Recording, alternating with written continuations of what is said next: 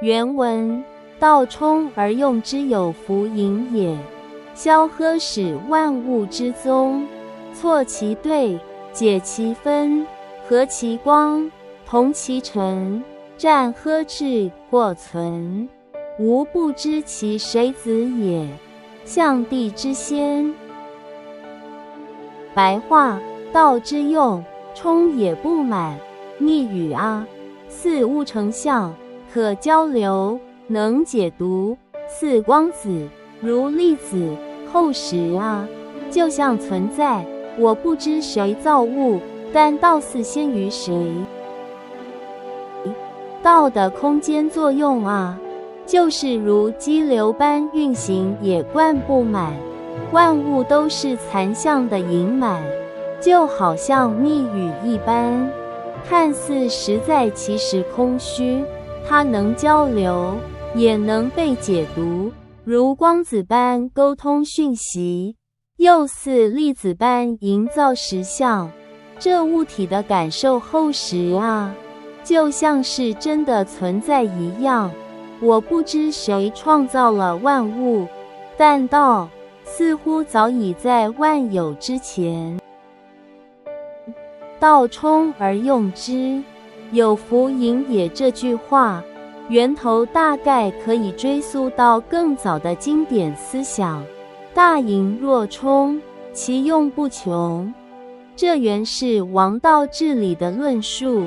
至于萧何使万物之宗，这句应该来自道之物，为望为乎的理论系统，只是作者换了一种方式，以更具象、更口语化，将深奥的经典原理传授给学生。这是一场老师与弟子的经典讲授，像是一堂探讨宇宙真相的解说课。从内容来看，这篇文章的成书时间大约应该在夏朝中期以前，距今将近4500年。为什么这么说呢？第一，大盈若冲，其用不穷，是道法自然描述丰盈治理是常保活水源泉，而道冲而用之，有弗盈也，则在阐述忽望的物体成像概念，显示出它离夏朝初期不远。第二，萧何使万物之宗，是对道之物为望为乎的具象化诠释，显然出现在发明原理之后的时代。第三，从文明发展的进程来看，华夏的意识演化比世界其他地区早了约2000年。夏朝前期正是觉悟真相者最活跃的时代。若把整个华夏文明的意识历程比喻为人生阶段，那么有朝氏与燧人氏是幼年，伏羲氏是青少年，神农与轩辕代表青年，夏朝是壮年，夏后朝是中年，商朝是老年，殷商是暮年，周朝是丧仪，东周是分解，秦汉魏晋是腐败，南北朝至隋唐宋元是腐烂，明清则是腐熟。从伏羲到今日，大约8000年的时间，华夏文明一直在经历一场长久的意识蜕变。由于伏羲曾将文明种子传播至世界，所以当前世界的文明可说是同根同源。因此，全球文明之间具有共通的进程规律，但因为大洪水与大禹治水的缘故，而造成东方文明与世界之间约存在2000年的时差。错其对，解其分，和其光，同其尘。这段话出现的时代，大约与塞其兑，闭其门，终身不警，起其闷，继其事，终身不及，相去不远。不过，虽然语句风格相似，但两者的用意却完全不同。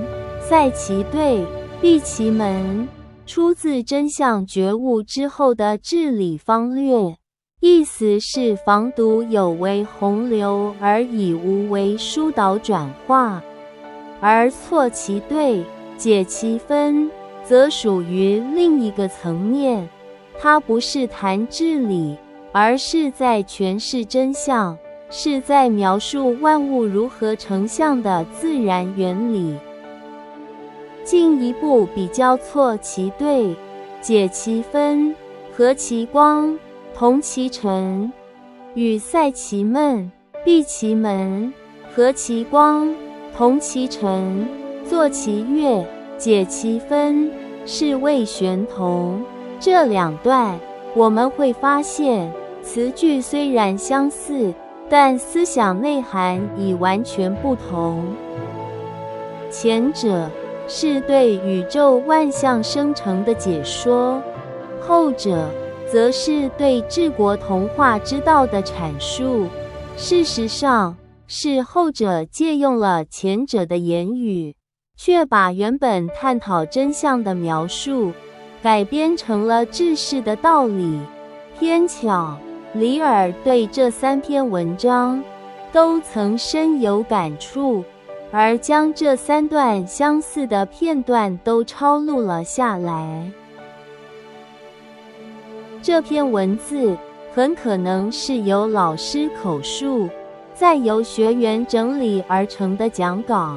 文中出现的冲、消、兑、分、光、尘6个字，都是在描绘万物成像的原理。老师用这样的语言，是为了让学生能以具象之词理解那无形的真理。其中一句暂呵至或存，更生动地表达了授课者的感慨。那厚实的桌案看似真实存在，但它的本质不过是意识投射出的虚拟之象。老师最后说，他虽然不知道造物主究竟是谁，但他深信，在一切造化之前，必然已有道的存在。那么，我们的宇宙造物主是谁呢？若以层次而论，我们的造物主应该是本宇宙天人，地球就像他的脑中的一颗电子。但若再追问，创造整个宇宙的造物主又是谁？关键在于时空意识，因为正是时空意识构成了宇宙存在的根本要素。创造时空意识的存在者，才是真正的宇宙造物主。显然，这位造物主并没有形体，也无具象的面貌，因为甚至连时空本身都必须靠它以虚拟的方式生成。它就像创造虚拟世界一切元素幕后的电子，既是硬体与能量的基础，也是一切生命、场景与事件的构成源头。黄老之学有3句与此思想呼应的结语。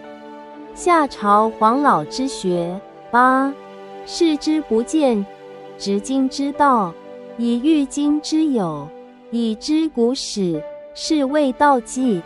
夏朝黄老之学9，孔德之容，自今及古，其名不去，以顺众父。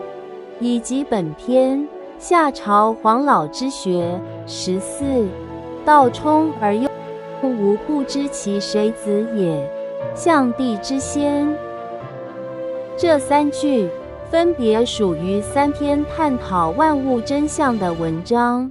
其中众父一词并非指古今众生，而是描述宇宙万物对意识规律的衍生继承，那是一种从太初而来，持续贯穿万物生成的秩序。因此我们会看到原子的结构与太阳系的运行其实遵循着相同的意识规律，都根源于那最初的道。若细看这3句话的风格，执今之道，以喻今之有，以知古始，是谓道纪，像是出自修行者，一位亲见真相的觉悟者之口。自今及古，其名不去，以顺众父，则像是理性的觉悟真相者的探究与总结，而无不知其谁子也。象帝之先，则更像是一位教授真相的导师在课堂上所留下的总结。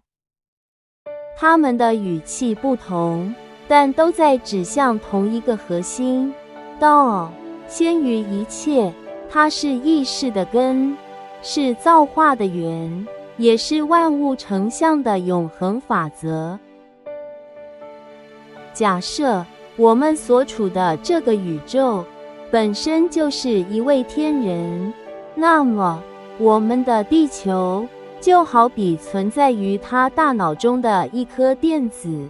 我们所谓的可观测宇宙，其实只不过是他大脑中的一部分。换句话说，他就是我们这个世界的造物主，他的每一个念头都会驱使无数人间世界的轮回与演化。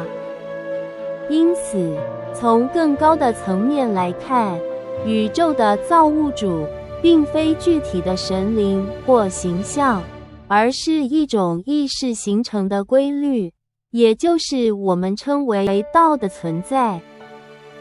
而世上万物众生的造物主，则是外层宇宙世界中的生命体，只因不同宇宙间的时空尺度相差太大，对我们来说的无尽永恒，在他那里也许只是一瞬的闪念。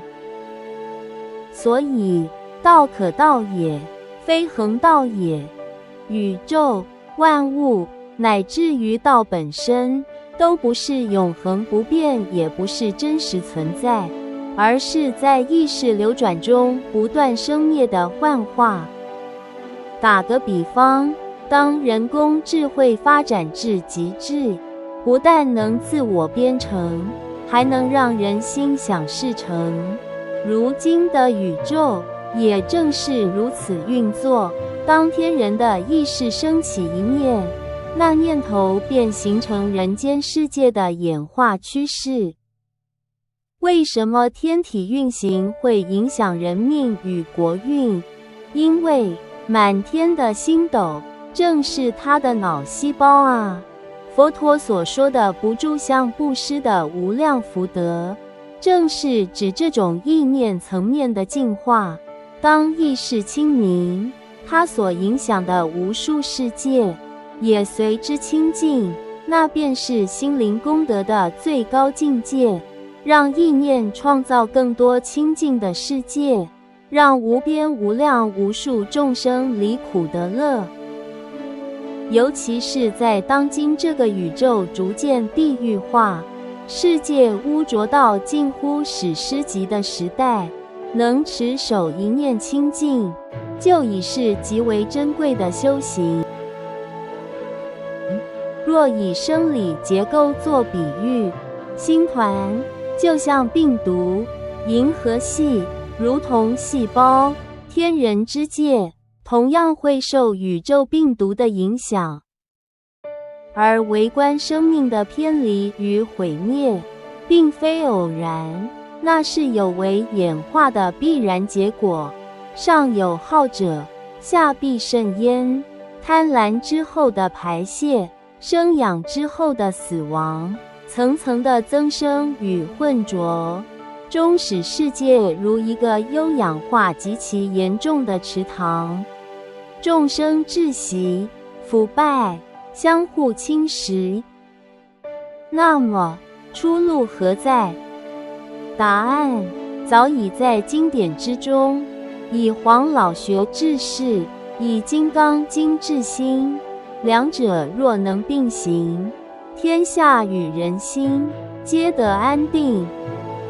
治天下者，用黄老之道，可创造长治久安的太平世界；治人心者，用金刚之法，能降服其心，化解其业障。当世界的大环境转为清明，微观世界自然也会归于太平清净。而当宏观世界太平清净之时，本宇宙天人之心也将降服。